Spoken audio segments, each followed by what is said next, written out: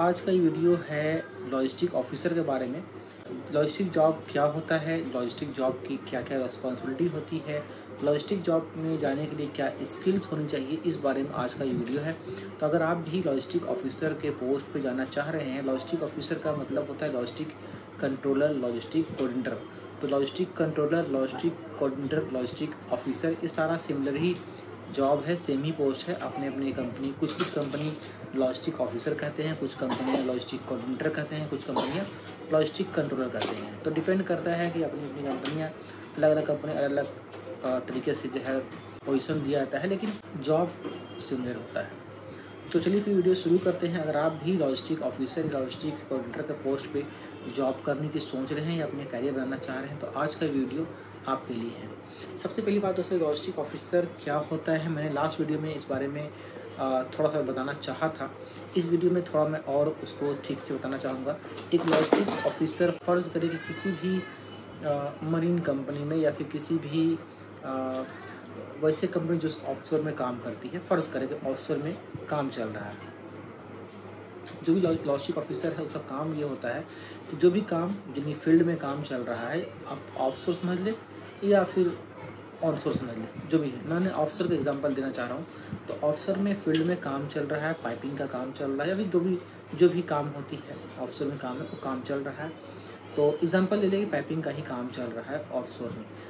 तो जो भी रॉ मटेरियल्स होगा, उससे एक लॉजिस्टिक ऑफिसर की रिस्पॉन्सिबिलिटी है कि रिसीव करना, चेक करना इनिशियल, और उसे डिस्पैच करना, यानी कि उस मटेरियल को कार्गो के ज़रिए बाय शिप भेजना वहाँ तक जहाँ पे फील्ड में काम चल रहा है। तो एक लॉजिस्टिक ऑफिसर का मेन काम ये होता है कि एक जगह से दूसरे जगह मटेरियल को भेजना, जहाँ पे फील्ड पे काम चल रहा है वहाँ तक मटेरियल को भिजवाना, ताकि जो काम वहाँ पे चल रहा है वो रुके नहीं और काम कंटिन्यू चलते रहे। मैं बहुत सिंपल भाषा में लैंग्वेज बताने की कोशिश कर रहा हूँ। तो सिंपल आपने समझ लिया कि एक लॉजिस्टिक ऑफिसर का काम ये है कि जहाँ भी काम चल रहा है वहाँ तक मटेरियल को पहुँचाना।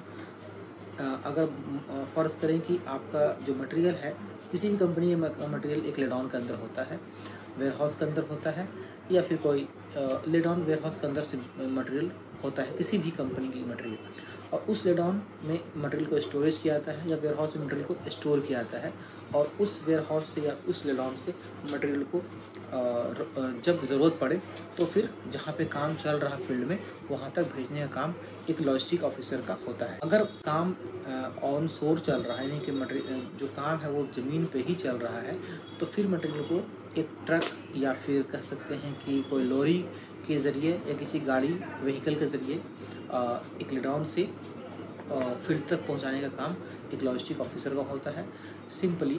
और ये मैं बेसिक चीज़ बता रहा हूँ, बाकी का बहुत सारी और भी रिस्पॉन्सिबिलिटी होती है जो मैं आगे और भी बताने वाला हूँ, या फिर आगे किसी वीडियो में इस बारे में और डिटेल से बताऊँगा।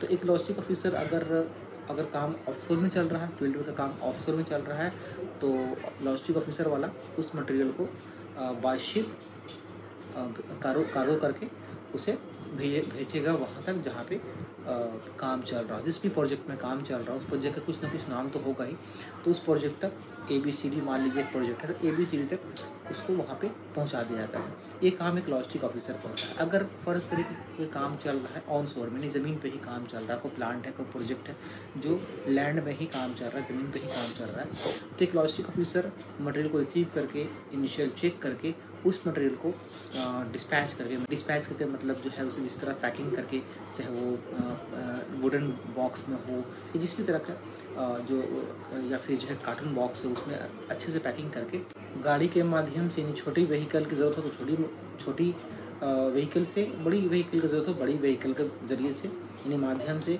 गाड़ी को वहाँ तक ट्रांसपोर्ट किया जाता है, भेज दिया जाता है। तो आपने समझा कि अगर कोई काम अगर ऑफशोर में चल रहा है, तो समुद्र पे काम चल रहा है, तो उसे बाय शिप कार्गो करके वहाँ तक मटेरियल को डिस्पैच किया जाता है, भेजा जाता है। अगर काम चल रहा है ऑन शोर में, यानी कि ज़मीन पे चल रहा है, तो मटेरियल को फिर by vehicle, by truck, by lorry, जैसे भी व्हीकल हो, उस अगर छोटी सी सामान है, छोटा कम सामान है, तो मटेरियल को छोटी गाड़ी से भेजा जाता है। अगर सामान ज़्यादा हो तो फिर बड़ी गाड़ी की वहाँ पे ज़रूरत होती है। तो डिपेंड ऑन मटेरियल।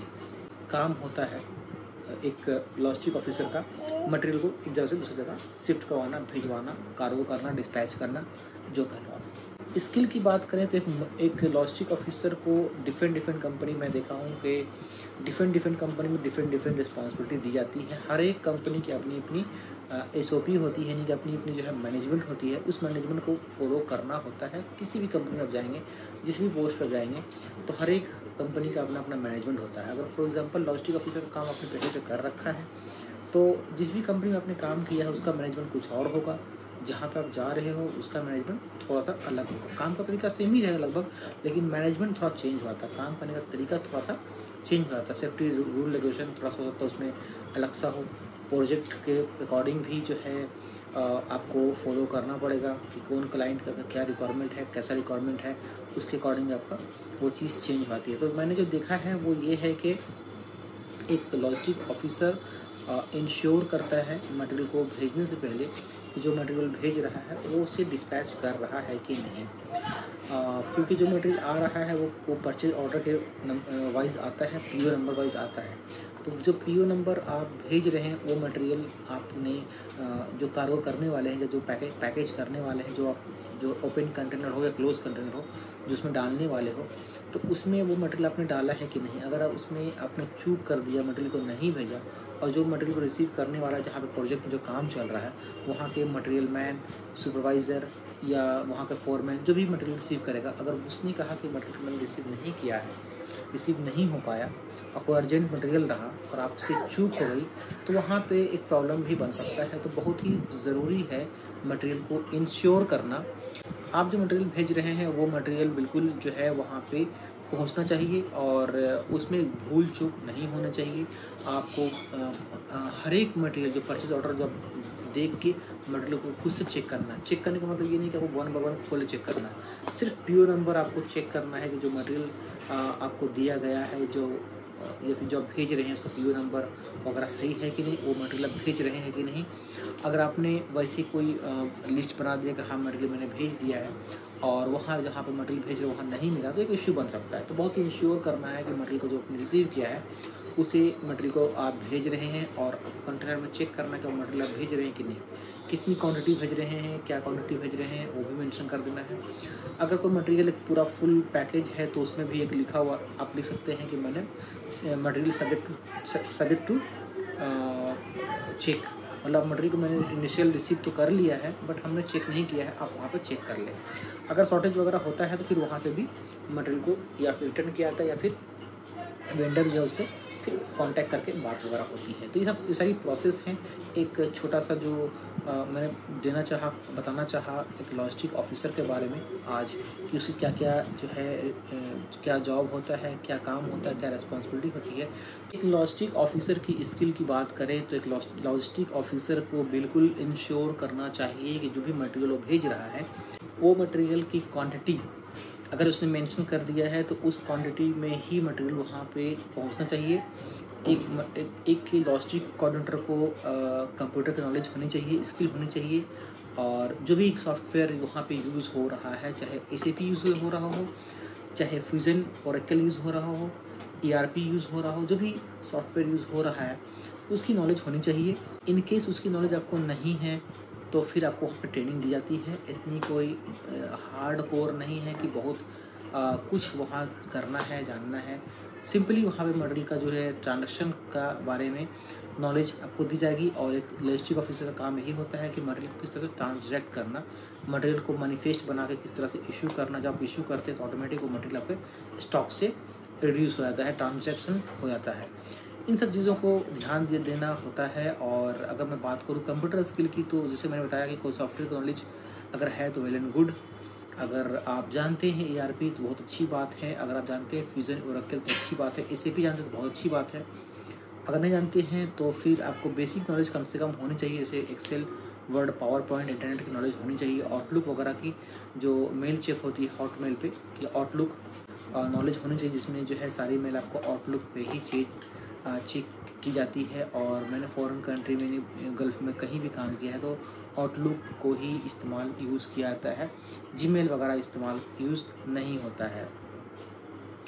और अगर हम बात करें और कुछ स्किल की, तो हाँ, आपको शार्प माइंड होना चाहिए, आपको केयरफुल होना चाहिए कि जो मटेरियल आप रिसीव कर रहे हैं वो सही से रिसीव करें, पीओ नंबर उसमें सही से लिखें, डेट लिखें, ताकि वो मटेरियल किसका है, कहाँ का है, उसे ट्रैक करने में इजी हो, उसको सही से लोकेट करना, सही से भेजना, सही से रखवाना, ये सारा काम एक लॉजिस्टिक ऑफिसर का होता है।